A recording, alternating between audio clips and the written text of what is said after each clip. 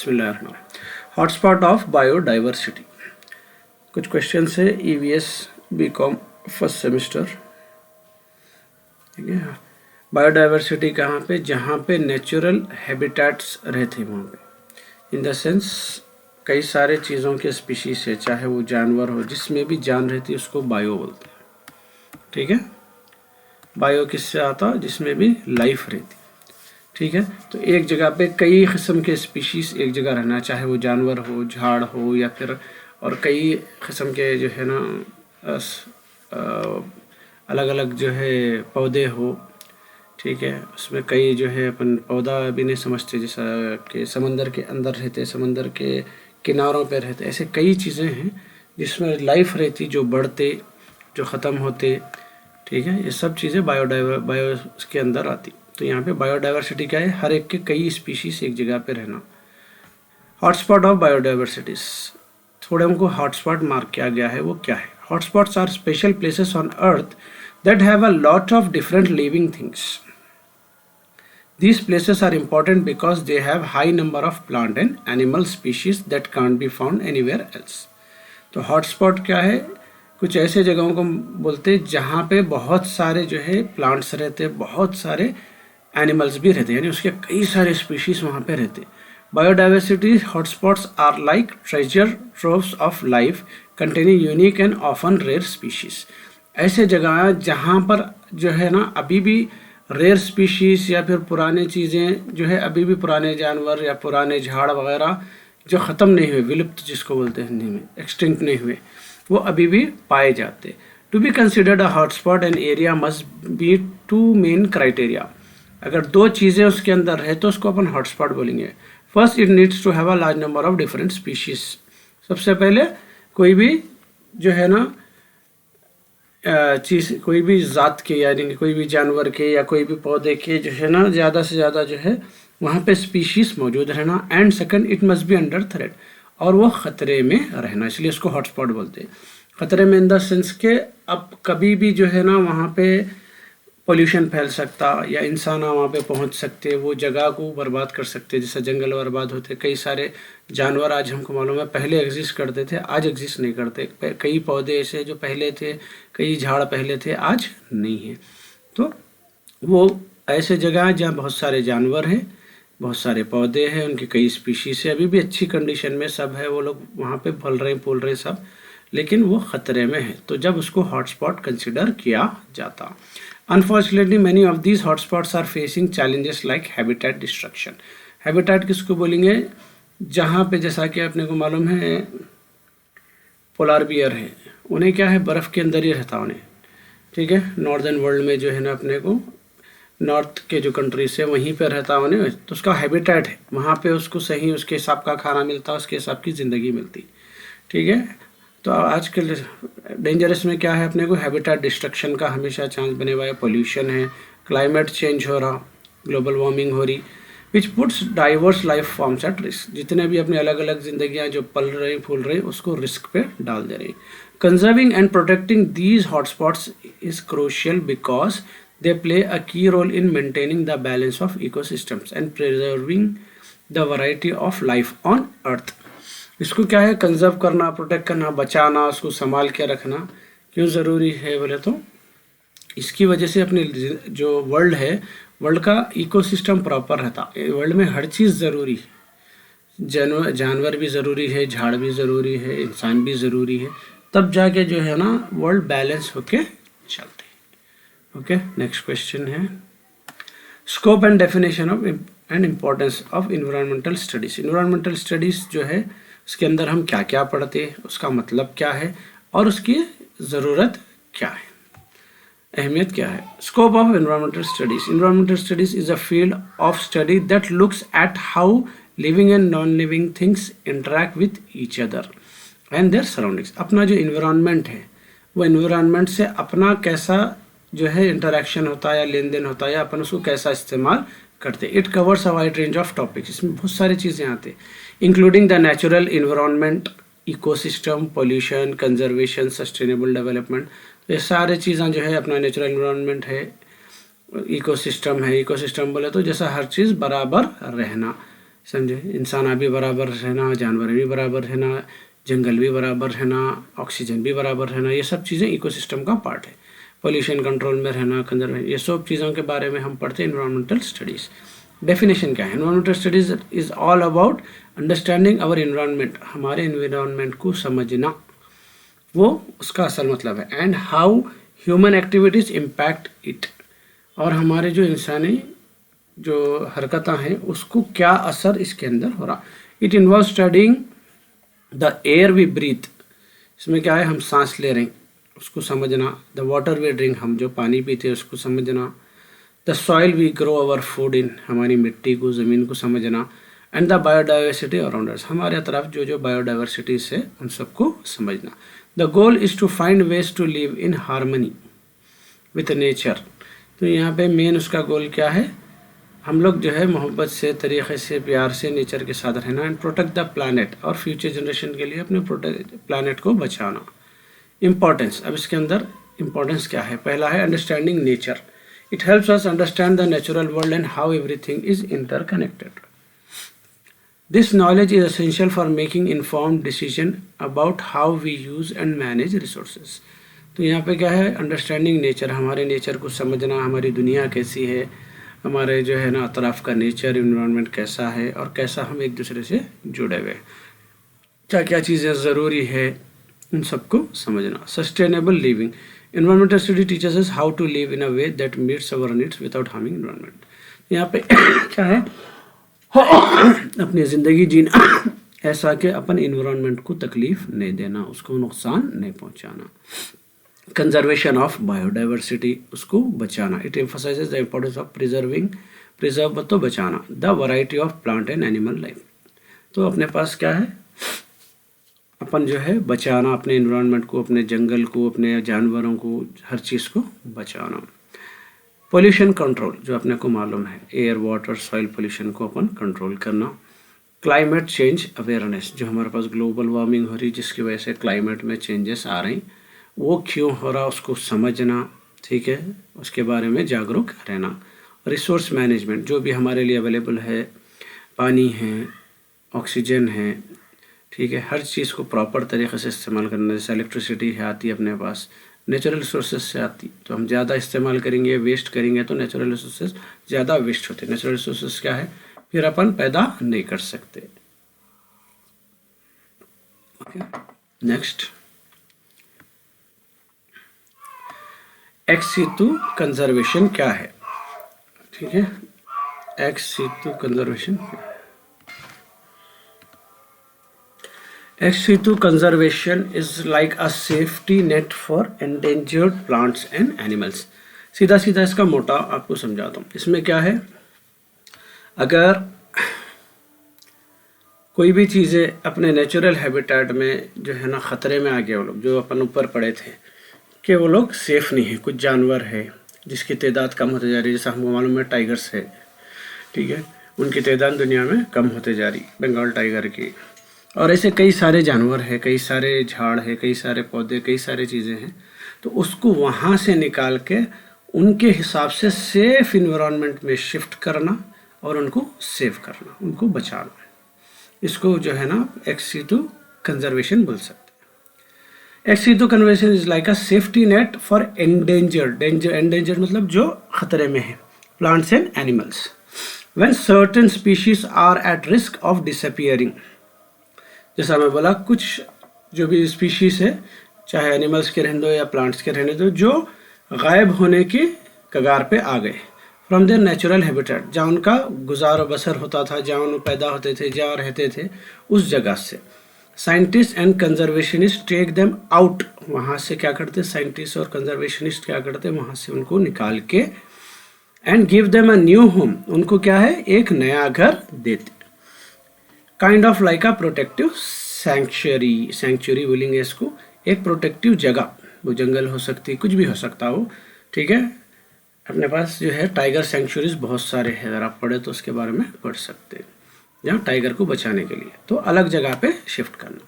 Simple words में क्या बोलेंगे, ex situ means out of place, ex situ का मतलब क्या है यहाँ पे, out of place, and that's exactly what happens with these plants and animals.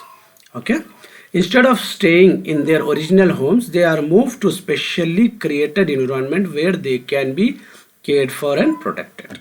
ठीक है, ऐसे जगहों पे शिफ्ट करना जहाँ पे उनका बहुत अच्छे से ख्याल रखा जाता. One common example of ex situ conservation is the establishment of zoos and botanical gardens. zoo तो हमको मालूम है, उसके अलावा बोटानिकल गार्डन झाड़ों के रहते, जहाँ पे बहुत सारे झाड़ों के स्पीशीज को जो है वहाँ पे उनको रखा जाता.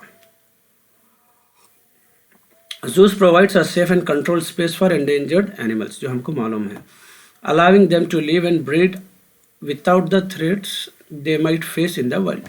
जंगल में जो उनको खतरा हो सकता है उस खतरे से भी जू में रखे एनिमल्स को बचाते. Allowing them to live and breed. Similarly, botanical gardens are like heavens for rare and endangered plants. कई प्लांट्स जो खतरे में हो सकते हैं पोल्यूशन की वजह से या कोई भी और रीज़न की वजह से, उसको वहाँ से निकाल के बोटानिकल गार्डन्स में उन लोग को बचा के रख सकते हैं, वो उनके लिए जन्नत हो जाता. These gardens carefully cultivate and nurture these plants. तो इन लोग क्या करते हैं, इन गार्डनों में अच्छे तरीके से उसकी देखभाल करते हैं, उसकी परवरिश करते हैं पौधों की. इंश्योरिंग देयर सर्वाइवल, कोशिश करते हैं पूरी के ये लोग बच जाए. And preventing them from disappearing forever, हमेशा के लिए गायब होने से बचाने की कोशिश करते हैं उसकी. Another method of ex situ conservation is the creation of seed banks. Imagine having a backup of all the seeds of different plants stored in safe places. दूसरा क्या है इसके अंदर, जो पौधे झाड़ा वगैरह है जिसके भी बीज मिल सकते हैं, लेके ये लोग क्या करते हैं लॉन्ग टाइम के लिए उसको सेफ प्लेस पे रख देते हैं. हो सकता है कल को वो पौधों विलुप्त हो गए, कभी वो झाड़ा नहीं है, तो ये सीड्स को इस्तेमाल में ले सकते हैं. लोग के पास टेक्नोलॉजी है, लोग उसको लॉन्ग टाइम के लिए जिंदा और सेफ रख सकते हैं. That's what seed banks do, उसको सीड बैंक्स बोलेंगे. They collect and store seeds from wide variety of plants, especially those that are danger, जो भी खतरे में है खासकर, और उसके अलावा भी कई सारे पौधों से क्या है उसके बीज लेके स्टोर करके रखते हैं. This why even if a species disappear from its natural habitat, we still have its seeds stored safely, ready to be planted and grow again. फिर से प्लांट करके उसको ग्रो कर सकते हैं. Okay? Ex situ conservation is not just about keeping species alive, it is also about helping them thrive. Scientists work to understand the needs of these plants and animals so they can recreate the best possible condition for them. Sometimes they even use advanced techniques like artificial insemination or cloning to increase the population of a species that's on the brink of an extinction. तो सिर्फ वो चीज़ को बचाने की कोशिश नहीं रहती, उसके अलावा कोशिश ये करते कि जो है उसके लिए उसके और बेहतर हालात बनाए जाए, साइंस को यूज़ करके, टेक्नोलॉजी को यूज़ करके, एनवायरनमेंट को यूज़ करके, कोई भी तरीके से और अच्छे उसको जो है ना बनाया जाए. While ex situ conservation is a valuable tool in protecting biodiversity, it's important to remember that it's just one part of the puzzle. Efforts to conserve and protect natural habitat where these species originally belong are equally crucial. सिर्फ उनको वहाँ से निकाल रहे हैं, save कर रहे हैं, इससे जो है हल नहीं होती कोई चीज़. पहले वही जगह जो इनकी नेचुरल हैबिटेट है, जहाँ वहाँ बसते, वही जगह को बचाने की पहले कोशिश करते रहना. Together, these approaches help to ensure that the incredible diversities of life on Earth continues. ये सब चीज़ों से क्या होता, जैसी लाइफ है वैसी लाइफ हमेशा के लिए चलते रह सकती. नेक्स्ट है global warming. Global warming is like earth getting a fever. तो यहाँ क्या है, ग्लोबल वार्मिंग बोल दो, ज़मीन को क्या है बुखार आ रहा बोलने की बात है. सीधा इसका मोटा एक समझाया तुम्हें. अपने पास क्या है, बहुत सारे पोल्यूशन की वजह से गैसेस निकलते हैं गाड़ियों में से, फैक्ट्रियों में से, हत्ता हम फ्रिज हमारा जितनी देर खुला रखेंगे गैस निकलती उसमें. ज़मीन, आप लोग पढ़े हुए हैं स्कूल में, ज़मीन में और आसमान के यानी सूरज के बीच में समझो एक इनविजिबल परत है, एक फिल्टर है, उसको बोलते हैं ओजोन, जो क्या करता, सूरज में से हज़ारों किस्म के जहरीले गैसेस निकलते, उनको हम तक पहुंचने से रोकता. तो जो गैसेस यहाँ से ज़मीन पे से निकल रहे हैं, जो पोल्यूशन हो रहा है, ये सब चीज़ों की वजह से क्या हो रहा, वो ओजोन लेयर फट जाता, जिसकी वजह से वो जहरीले गैसेस पास होते हैं और आप देखते हैं कई किस्म के नए नए बीमारियाँ हमारे पास जो है आते रहते. तो वो भी इसका एक रीज़न है. दूसरा क्या हो रहा, अर्थ का टेम्परेचर बढ़ जा रहा. उससे अर्थ का टेम्परेचर बढ़ने से क्या होता सर, समंदर के पहाड़ है नॉर्थ और साउथ में, वर्ल्ड में, अगर आप मैप देखेंगे तो।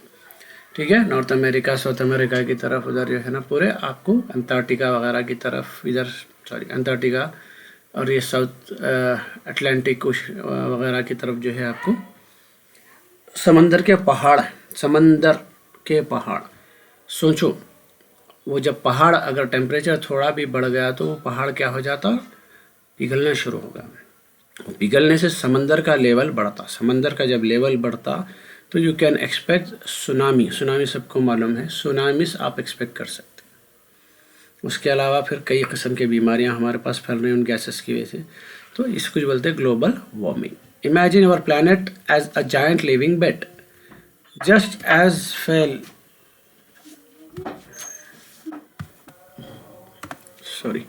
so global warming imagine our planet is a giant living being. As you feel warmer when you have a fever, earth is getting warmer too. जैसा अपने को बुखार आता वैसे समझो कि अर्थ को भी बुखार आ रहा। This happens because of certain gases in the air called greenhouse gases. जो मैं अभी बोला ग्रीन हाउस गैसेस बोलेंगे, जो भी जमीन से गैसेस निकलते हैं। When we burn things like coal, oil, gas for energy or cut down lot of trees, we release these gases into air. इन तरीके से जो है ये गैसेस एयर में जाते हैं। Instead of going out in space, some of the heat from the sun gets trapped by these gases like a cozy blanket around the earth. This trapped heat makes the whole planet warmer, causing global warming. तो जैसा मैं बोला ये gases जो है ना अपने को वहाँ पे ट्रैप हो जाते हैं, यानी कि सीधा आसमान में जाने के बजाय वो गैसेस क्या है जहरीले बन के वो लोग ओजोन लेयर को फाड़ देते, इंटरैक्ट करते सन के साथ में, सन के गैसेस को लेके, जिसकी वजह से क्या है पूरी वर्ल्ड क्या हो जा रही है अपनी गर्म हो जा रही। As the earth warms up it can leads to all sort of problem. जब अर्थ गर्म होंगी तो क्या होगा मैं आपको समझा दिया। The ice at north and south poles starts to melt, बर्फ पिघलेगा। And that extra water raises sea level, जिससे समंदर का लेवल बढ़ जाएगा। This can cause floods and troubles for animals living near the coast, जिसकी वजह से जानवरों को भी खतरा है जो किनारों पे रहते। It also messes with the weather making some places hotter, जिससे जो है ना आपका वेदर को भी इफेक्ट होगा। कुछ जगह बहुत ठंडे हो जाएंगे, कुछ बहुत गर्म हो जाएंगे। कॉजिंग मोर एक्सट्रीम इवेंट्स लाइक स्टॉर्म, उसके अलावा जो है तूफान आएगा, सूखा पड़ेगा, कई सारे इश्यूज होते हैं। Global warming is a big concern because it can affect everything on our planet. हर चीज़ को नुकसान हो सकता है ग्लोबल वार्मिंग से। From the food we grow to the animals and plants that call earth home, खाने के लिए, खाने के चीज़ों के लिए, जानवरों के लिए, सबके लिए परेशानी हो सकती है। That's why people around the world working together to find ways to use energy more wisely, protect forest and do things that won't make earth fever worse. तो जिसकी वजह से जो है कोशिश कर रही कई सारे लोग कि जो है ना कैसा अपन एनर्जी को बचा सकते, झाड़ा कटने से बचा सकते, ठीक है, और जिस चीज़ों से जो है हम अर्थ को गर्म होने से रोक सकते हैं। We want to keep our planet healthy and comfortable, just like we want to keep ourselves healthy and comfortable when we have fever. कोशिश कर रहे हैं कि हम अपने आप को हेल्दी रखना, अपने प्लानेट को हेल्दी रखना जैसा खुद को रखते हैं।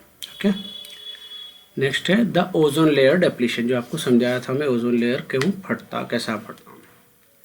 The ozone layer is like a protective shield high up in the earth's atmosphere, जो आपको समझा दिया मैं। It's made up of a gas called ozone, तो एक जो इनविजिबल परत बनी हुई है फिल्टर, वो एक गैस से बनी हुई है जिसको हम बोलते हैं ozone. And it's job is crucial, उसका इंपॉर्टेंट काम है। It shields us from the harmful ultraviolet rays, जो सूरज से अल्ट्रावायलेट शुआएं आती जो कि नुकसानदेह है, जहरीले है, कमिंग फ्रॉम द सन, ये उसको रोकता। These ultraviolet rays can be really harmful, हमारे लिए बहुत नुकसानदेह है। They can cause skin cancer, harm plants and even affect animals. Okay, however there is a problem, human made chemicals called chlorofluorocarbons CFCs used in things like refrigerator, जो example दिया था मैं आपको, aerosol spray, are breaking down the ozone layer, कई सारे gases ऐसे इंसान जो बनाता जो ओजोन लेयर को ब्रेक कर दे रहे। When these chemicals go up into the atmosphere they release chlorine and bromine which then destroy the ozone molecule। वहाँ जाके ये केमिकल क्या करते, क्लोरीन छोड़ते वहाँ पे और ब्रोमीन छोड़ते, जिसकी वजह से ओजोन डैमेज हो जा रहा। As a result there are holes in the ozone layer especially over Antarctica, खासकर अंटार्कटिका पे ओजोन लेयर फट जा रहा। These holes let more ultraviolet rays reach the earth surface making it riskier for living things.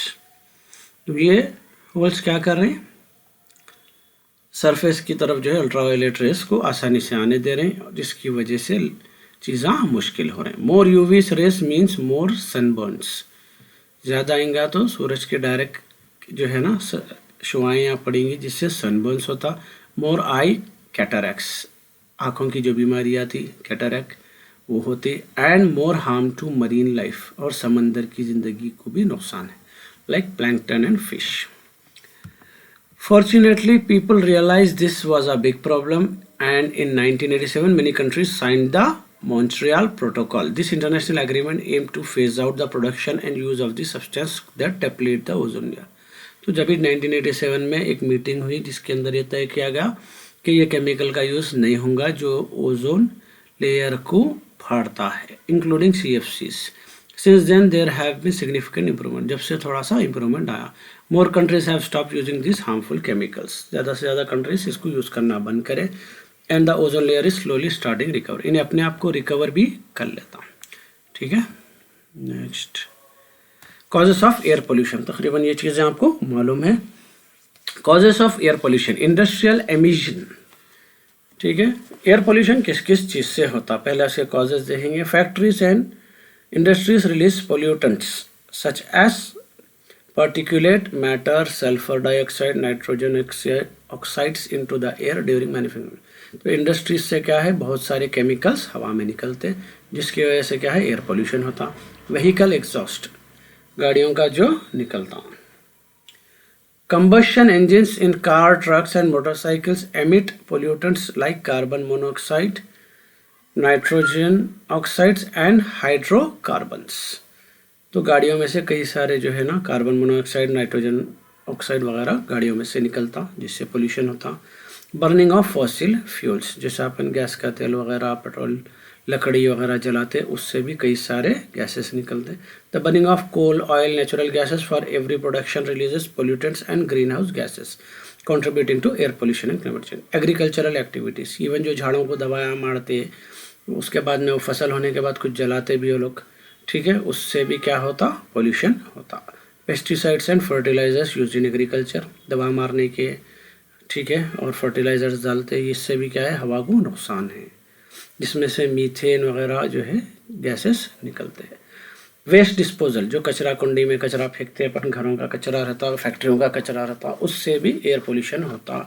Improper disposal of burning of waste and burning of waste, proper कचरे को सही जगह नहीं फेंकना, प्लस जो है ना जलाना, जो है ना कचरे को जलाना जिसमें प्लास्टिक रहता, जिसकी वजह से कई सारे जो है हार्मफुल गैसेस पोल्यूशन पैदा करते। इफेक्ट, अब इससे नुकसान क्या होता, रेस्पिरेटरी इशू, ठीक है, सांस लेने में तकलीफ, जिसमें है बीमारियां अपने को अस्थमा है, ब्रोंकाइटिस है, पर्टिकुलरली चिल्ड्रन एंड एल्डरली, बच्चों में और बूढ़ों में ज़्यादा होता।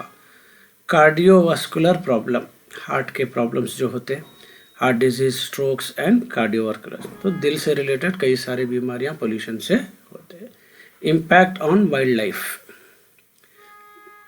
जंगल में जो है जंगली जानवरों की जो जिंदगियां हैं उनको भी एयर पोल्यूशन से बहुत नुकसान होता, ठीक है, जिससे उनका हैबिटेट डैमेज हो रहा है। जैसा कि परिंदे अगर करीब कहीं रहते हैं तो फैक्ट्रियों का धुआं वगैरह गए तो लोग को भी सांस की इशू होती, और कई सारे परिंदों को अपना घर छोड़ के जाना पड़ता, कई सारे मर भी जाते। उसके अलावा उनके रिप्रोडक्टिव पैटर्न्स जो कुदरती बने हुए हैं कि साल में ये टाइम पे लोग बच्चे देते, उस पर भी इफ़ेक्ट पड़ता। कंटामिनेटिंग फूड सोर्स, जो खाना खाते उसमें भी जो है ना कंटामिनेट यानी ख़राब हो जाना, ठीक है, उनका खाना भी ख़राब हो सकता उससे। ग्लोबल वार्मिंग जो हम देख लिए, इकोसिस्टम डैमेज। इकोसिस्टम में क्या है, acid rain as a result of air pollution. Air pollution बोल तो पानी में, हवा में पूरा जो है ना अपने को जब गैसेस रहेंगे जहरीले, वही पानी जाके वही बारिश होंगी अपने ऊपर, जिसकी वजह से क्या होता है, एसिड रेन होती जो मिट्टी को डैमेज करती, पानी को वापस डैमेज करती, झाड़ों को डैमेज करती। कंट्रोल, अब उसको मेजर्स बोलेंगे, सोल्यूशन, उसको कंट्रोल कैसा कर सकते हैं। यूज़ ऑफ क्लीन एनर्जी, कोशिश करना सोलार एनर्जी को यूज़ करना, विंड एनर्जी को यूज़ करना, ठीक है, कोशिश करना कि कोयले वगैरह ये सब की एनर्जी से वो कम इस्तेमाल करें। व्हीकल एमिशन कंट्रोल, ठीक है, गाड़ियों में से जो भी धुआं निकलता है उसको कंट्रोल करना, इलेक्ट्रिक व्हीकल्स यूज़ करना। इंडस्ट्रियल रेगुलेशन, इंडस्ट्रीज़ को भी जो है कंट्रोल में रखना, वो लोग जो है कम से कम जो है पोल्यूशन फैलाना, कम से कम गैसेस यूज़ करना, कम से कम गैस रिलीज़ करना। वेस्ट मैनेजमेंट, कचरे का जो है रिसाइकलिंग प्रोसेस करना, कोशिश करना कचरा जलाना नहीं, और प्लास्टिक का यूज़ कम से कम करना। अफॉरेस्टेशन, जंगल आबाद करना, झाड़ा लगाना, ताकि आगे की जनरेशन के लिए इजी हो। पब्लिक अवेयरनेस, पब्लिक को भी जागरूक करना, बताना कि किस तरीके से आप जो है एयर पोल्यूशन से बच सकते हैं।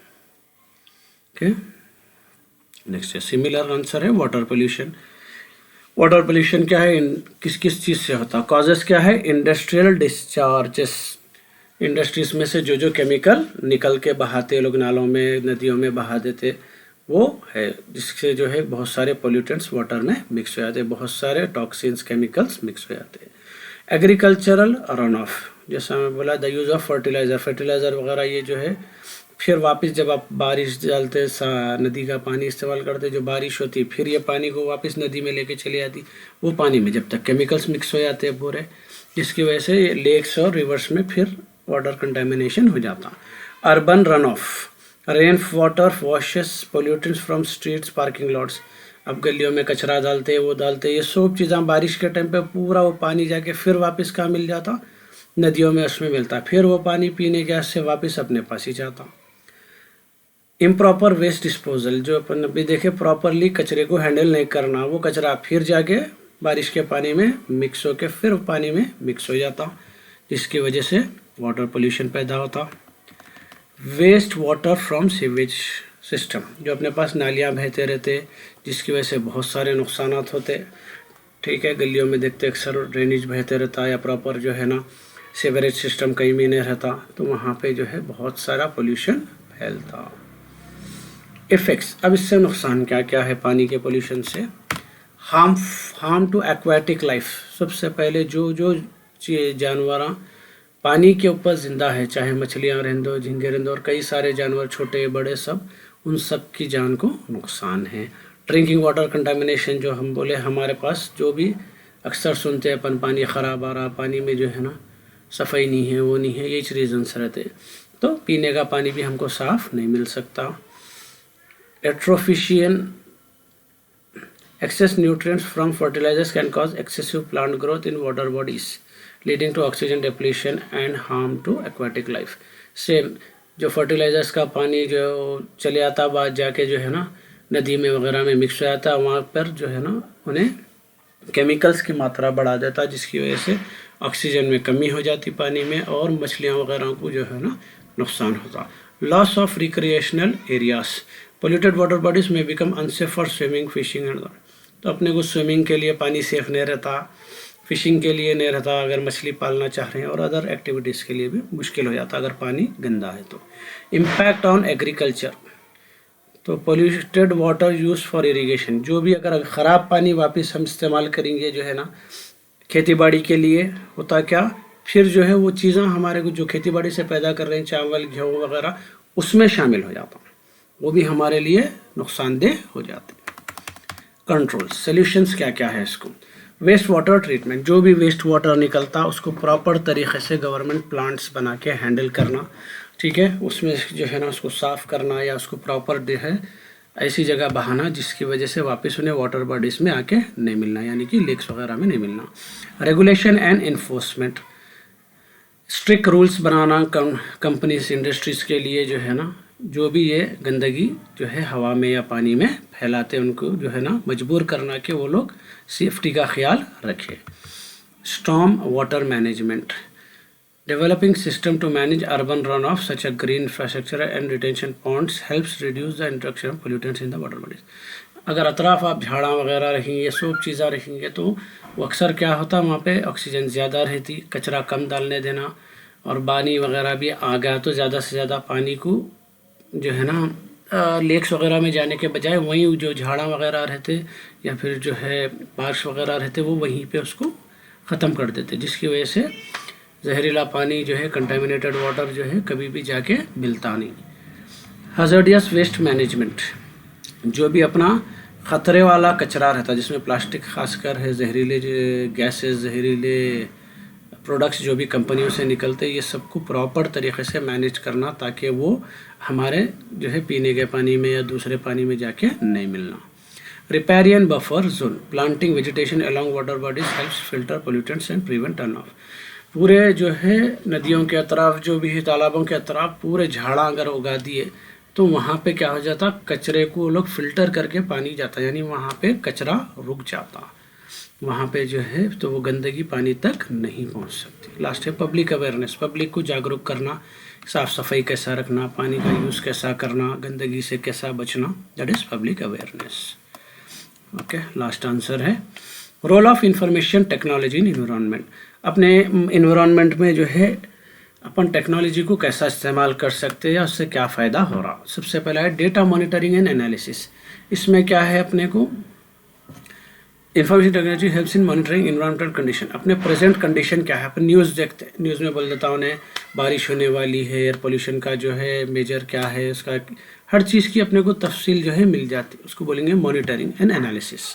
तो जहाँ पे जो है लोग पूरा डेटा कलेक्ट करके सेंसर्स हैं इनके पास, सैटेलाइट्स हैं इनके पास, जिससे ये डेटा कलेक्ट करते, आज कितनी बारिश हुई, etcetera etcetera. This data is then analyse, उसको एनालाइज करते to understand the changes in environment. अपने इन्वायरमेंट में क्या चेंज हो रहा, कल क्या था, आज क्या चेंज है, like air quality, temperature and biodiversities, ये सारी चीज़ों का अलग एनालिसिस करते। Environmental modelling, it enables the creation of computer models to simulate and predict environmental changes. ये लोग क्या है, कंप्यूटर डिज़ाइंस बनाते हैं, अपने को मालूम है CAD, computer aided design. Computer में पूरी हर चीज़ को रियलिटी के जैसा पहले बना के देखते, जैसा घर बनाने से पहले एक बिल्डिंग का पूरा डिज़ाइन बनाया जाता, वैसे ये लोग टेक्नोलॉजी यूज़ करके प्रॉपर जो है पूरे वर्ल्ड के इन्वायरमेंट के हर चीज़ के डिज़ाइंस तैयार करते हैं ओरिजिनल के जैसे, और टेस्ट करते और समझने की कोशिश करते चीज़ों को।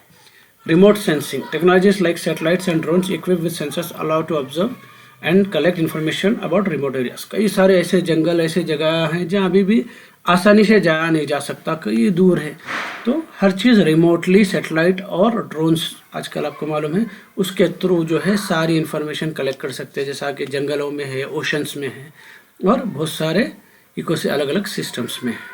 तो रिमोटली बैठे बैठे आप टेक्नोलॉजी को यूज़ करके उसके ऊपर नज़र रख सकते हैं, उसकी पूरी इन्फॉर्मेशन ले सकते हैं।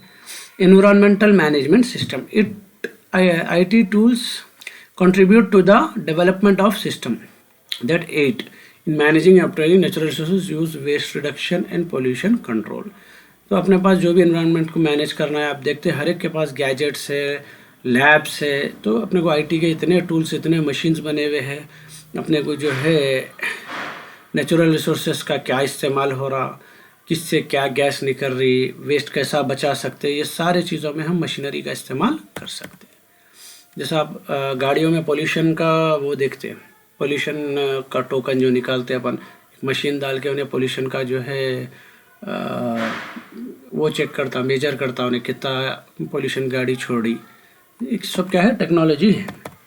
Role of information technology in human health, ठीक है, ये एनवायरनमेंट में था, अब ह्यूमन हेल्थ है। अपनी ह्यूमन हेल्थ में जो है टेक्नोलॉजी का क्या है वो तो अपने को मालूम है, डॉक्टर्स, मॉनिटरिंग वगैरह। Health information system, IT supports the management of health records, making easier for health professional to access and share patient information. अब हर चीज़ ऑनलाइन हो गई, आपके हेल्थ रिकॉर्ड हर हॉस्पिटल में मेंटेन रहते हैं, आप चाहे तो उसको दूसरों को शेयर कर सकते हैं, डिस्कस कर सकते हैं। जैसा कोरोना आया तो कोरोना का जो पहला केस आया, दूसरा केस आया, या केसेस अलग अलग कंट्रीज़ में है, सब कंट्रीज़ में गए, सारे डॉक्टर्स उसके ऊपर रिसर्च करे, साइंटिस्ट रिसर्च करे, ये सब क्या है टेक्नोलॉजी की वजह से पॉसिबल हुआ। नेक्स्ट है telemedicine. Information technology facilitates remote health care services allowing people to consult with doctors, receive medical advice and even undergo certain treatments without physically visiting health care. तो आज के दौर में इतनी टेक्नोलॉजी हो गई, आप फ़ोन करके डायरेक्टली जो है ना वीडियो कॉल वगैरह पे डॉक्टर से आप कंसल्ट करके दवा दे सकते हैं। हेल्थ मॉनिटरिंग डिवाइसेस, अब देख रहे हैं अपन बीपी का मशीन है, शुगर का मशीन है, हार्ट रेट्स वगैरह चेक करने के वो मशीन्स है, टेस्टिंग के मशीन्स है, ये सब क्या है आईटी टेक्नोलॉजी है जो health monitoring devices. Medical research, IT plays a crucial role in medical research by providing tools for data analysis, simulation and collaborative research efforts, this accelerate the development of new treatment. तो यहाँ क्या है medical research, corona का example दिया था, तो IT के through जो है आप डिजिटल जो है माइक्रोस्कोप से, कंप्यूटर से, कई सॉफ्टवेयर से, कई हार्डवेयर से, ये सब चीज़ें यूज़ करके हर एक वायरस की पूरी कंप्लीट उसकी जो है ना इंफॉर्मेशन मिलती है उन्हें, बढ़ रहा, मल्टीप्लाई हो रहा, क्या कर रहा, उसका इफेक्ट क्या हो रहा, किस टाइप का वायरस है, हर चीज़ आपको टेक्नोलॉजी से मालूम हो जा रही है, जिससे आप नए इलाज जो है बना सकते हैं और नए नए चीज़ें मालूम कर सकते हैं। Epidemiology surveillance, information technology helps in tracking analysing the spread of disease. Same जैसा कि अगर बीमारी फैल रही कर रही तो वो लोग जो है कंप्यूटर में डालने से मालूम होता है किस साइट से आई, जैसे अपन को इन्फॉर्मेशन मिली है चाइना से जो है ना कोरोना वायरस फैला, ये सब क्या है टेक्नोलॉजी के थ्रू मालूम होता है, जिससे क्या है लोगों को आप वार्निंग्स दे सकते हैं और चीज़ों को जो है फैलने से पहले जो है बचा सकते हैं या रोक सकते हैं। तो ये कोशिश करा मैं ईवीएस के इम्पोर्टेंट आंसर्स है, ये पीडीएफ भी शेयर कर दे रहा हूँ मैं, ठीक है। इसको आसान लैंग्वेज में समझाने की कोशिश करा और ये पूरे आसान लैंग्वेज में है, इजी लैंग्वेज में बनाया मैं इसको, ठीक है। All the best, thank you.